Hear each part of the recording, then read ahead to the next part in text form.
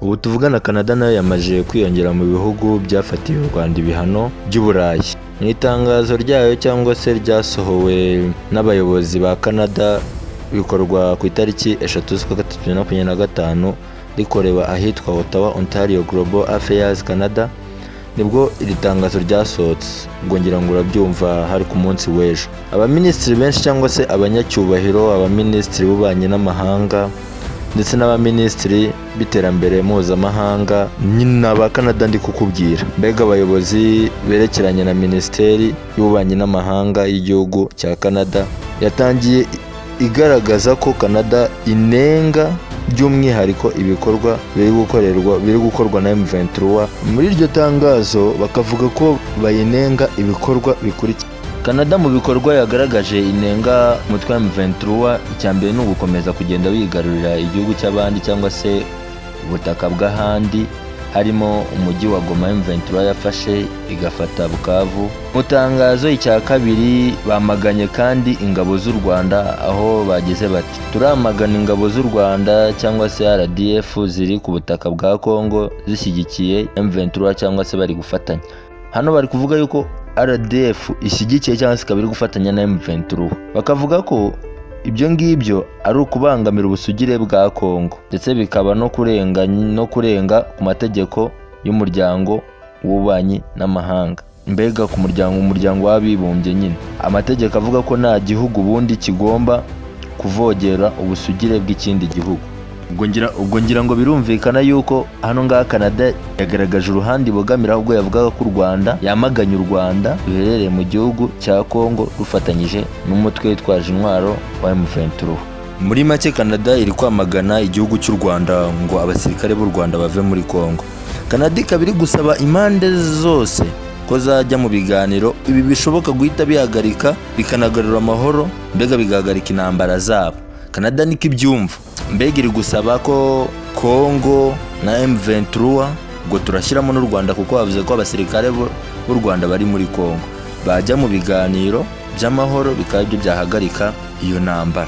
Canada mu tangazo yatangaje ikomeza ivuga ko ikomeje kwamagana ibikorwa bibi by'ubwicanyi biri kubera mu burasirazuba bwa Kongo, cyane cyane kwataka bitemewe n'amategeko cyangwa se kugaba ibitero ku basivili ndetse no guhonyora uburenganzira bwa muntu. Ndetse Canada ikaba yakomoje no ku bindi yumvishe cyangwa se yumva bijyanye n'uko iyo ubwo bwicanyi buba habaho n'ishimutwa ndetse no gufata ku ngufu bivugwa ko bikorwa n'umutwe wa M23. Canada nayo yabikomojeho mu itangazo ibitangaza.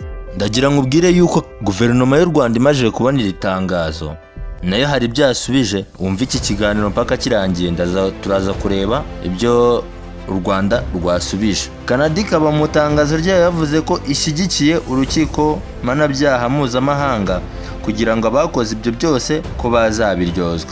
Ubwo nyine nyuma y'uko wenda abakoze, ubwo bari kuvuga ababiryozwa, ubwo turavuga ko ari M23 n'abandi bose bagiye bavugwa muri iyi ntambara cyangwa muri aya matiku yagiye aba mu burasirazuba bwa Kongo. Ubwo ni ukuvuga yuko urukiko mpanabyaha mpuzamahanga kugira ngo bazabiryozwa, ni ukugira ngo n'igihe byaba birangiye ababigizemo uruhare bose bazakurikiranwa, amategeko akabahana. Cyane ko Canada iri gusaba ko hakurikizwa amasezerano ya SADC yagiranye na East Africa Community. Ubwo ni amasezerano yakorewe muri Tanzania, mu nama yabereye Tanzania. Canada nikiri gusaba, ubwo nyine ni ibihugu byose byitabiriye iriya nama ya SADC na amasezerano ya SADC yajyanye na East Africa agomba gukurikizwa, nibyo Canada iri gusaba.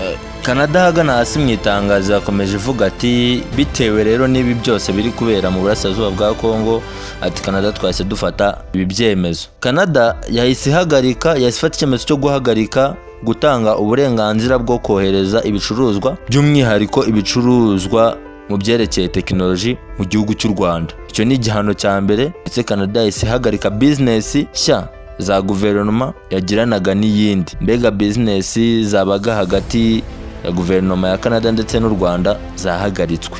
Canada yahise ibihagarika. Ibyo ni ibihano Canada yagiye ifatira u Rwanda. Ibi ngibi guverinoma y'u Rwanda cyangwa se government y'u Rwanda, u Rwanda rubonye rwacitse narwo, hari u Rwandiko rwahise rusohoka mu gitondo, ubwo turaje tururebe. Canada ikaba yahagaritse izo business kubera muri Congo, ndetse n'abacuruzi cyangwa se abikorera ku giti cyabo, ubwo ni abanyarwanda bambuka bajya muri Canada bagiye mu rugendo rwa business mu bijyanye n'ubucuruzi, nabo byahagaritswe. Ingendo z'ubucuruzi bakoreraga muri Canada zahagaritswe, ndetse n'ibindi bihano. Ahubwo ko turebe ibyo guverinoma y'u Rwanda yasubije, kuko nayo yahise isubiza iryo tangazo. Si ibyo gusa, Canada yahise inavuga uti mu rwego rwo gufasha abaturage bari guhura n'ibyo byose biri kubera nyine muri Congo, yatanze asaga miliyoni 15 z'idolari. Canada niyo yahise itanga kugira ngo agende afasha abaturage bari guhura n'ibyo byose, izo ndizera ntambara ziri kubera muri Congo, kugira ngo abafashe nk'abantu bari guhura n'ibibazo.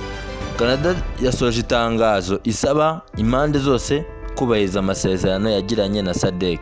U Rwanda rukimara kubona iryo tangazo, ndetse n'andi mahanga yose yamaze kubibona, u Rwanda muri iki gitondo rwahise rusohora urwandiko rusubiza Canada. Kandi Canada ikigaragara yasohoye iri tangazo yihuse, kuko yahise igaragaza uruhande ibogamiyeho, kuko yashinjije u Rwanda kuba iri gufasha cyangwa se gufatanya na M23. Niko mu tangazo babivuze.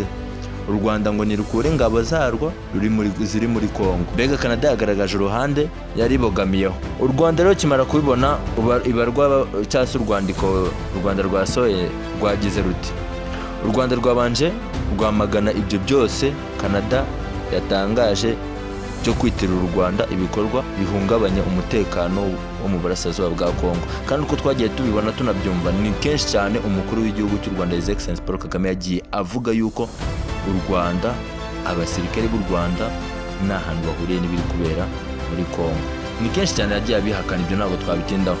Ndetse u Rwanda rwagaragaje ko rusanga Canada idashobora kuvuga ko ishyigikiye inzira y'amahoro, kandi ihindukira ikagereka ku Rwanda ibyaha byose. Mbega u Rwanda rwagaragaje yuko Canada itagaragaza ko ishyigikiye inzira y'amahoro, mu gihe ihindukira igafata ibyaha byose, amahano yose abera muri Congo ikaza ikayashyira ku gihugu cy'u Rwanda. Ndetse mu rwandiko u Rwanda rwavuze ngo kubera iki Canada idasaba ubusobanuro bw'ibikorwa bikorwa n'ubutegetsi bwa Congo bugirira nabi abaturage, cyane ko ibyo bikorwa bigikomeje no kuba bikaba bikorwa na FARDC, Wazalendo na FDLR. Ibitero bikomeje gukorwa ku baturage Nyamurenge, biri kubera muri Kivu y'Amajyepfo. Hano u Rwanda rwabajije impamvu Canada idahindukira isaba ubusobanuro bw'ibyo bikorwa byose biri kuba. U Rwanda rukaba rusanga guceceka kwa Canada muri ibyo bikorwa biri gukorwa n'ubutegetsi bwa Congo bufatanyije na Wazalendo na FDLR ari ikintu giteye isoni Canada ibikora.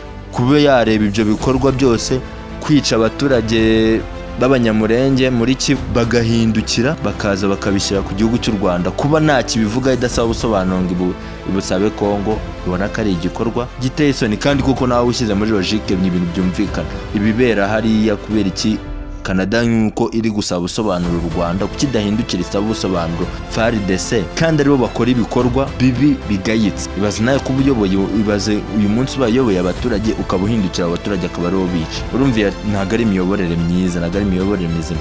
Hano rero u Rwanda ruvuga uti kubera iki Canada idahindukira ngo isaba ubusobanuro ubutegetsi bwa Congo bufata n'aba baturage, buyobora n'aba baturage, bugashyigikira ibyo bikorwa, ibyo bitero bigamije kwica abaturage b'Abanyamurenge baherereye muri Kivu y'Amajyepfo.